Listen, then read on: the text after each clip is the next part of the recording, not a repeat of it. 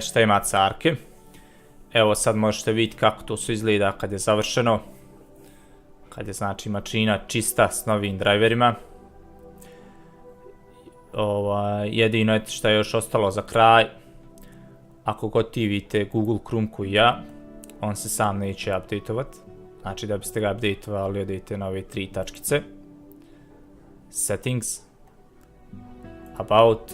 I ono ovdje kad izađe nova verzija update i sam vam ponudi da ponovo pokrenete ili relaunchate vaš Google Chrome. I to je to.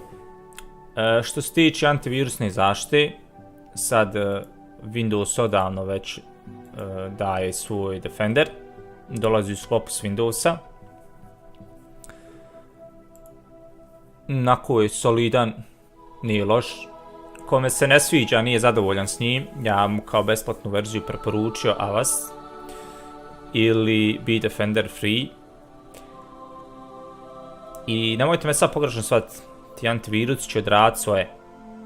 On će vas štititi, ali pod uslovom da izbjegajete stranice koje daju besplatno sadržaj ili piratski sadržaj. Znači nema ići na stranice koje daju besplatno skidanje muzike, filmova ili besplatno gledanje filmova, jer su te stranice pune adova. Ovi besplatni antivirusići vas od njih neće zaštititi, jer to je, kako sama riječ kaže, nešto što je besplatno, znači daje vam ga promociju, pa ako vam se svidi kupite full verziju. Ja znam da je Defender besplatan, da dođe uz Windows, ali Windows, Microsoft još uvijek nije toliko dobar što se tiče tehnologije antivirusa kod druge kompanije, što je i logično, jer imate dosta kompanija koji su to počeli da rade puno prije njega.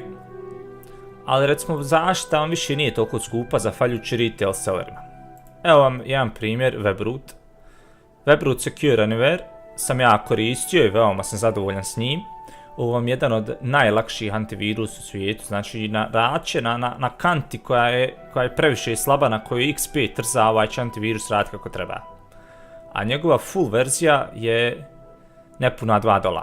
Znači sve će vas izaći oko 5 maraka, imat ćete zaštitu na 1 godinu. Evo recimo isto Asset, na 1 godinu oko 7 maraka će vas sve koštati. Znači 12 mjeseci imate zaštitu. Izađe ono još, morate samo recimo konstantno tražiti, svaki 20 dana izađu neke nove ponude. Recimo meni se desilo da sam Bitdefender Total Security nalatim. 5 maraka je bila licenca na godinu dana, ali za 3 računara. Tako da hoću reći, zaštita više nije skupa, a šteta je kad ste već i očistili svoju centralnu od prašine i nadogradili BIOS kako treba i instalirali najnovije drivere i imate i zdrav, svjež operativni sistem, da ne nabacite kakvu zaštitu. Isto što vam ja preporučio je da ako ima SSD diskove, da on isključi defragment i da on ručno defragmentuje svoj taj SSD disk jednom u 3-4 mjeseca, ne stalno, jer on to ne voli, a i nema toliko potrebe na njemu. I to je to, nadam se da sam vas naučio nešto novo. Razlog što sam vas ovo pokazuje da ne morate bez davati 20 maraka kad god vam bude bilo potrebe da oborite sistem.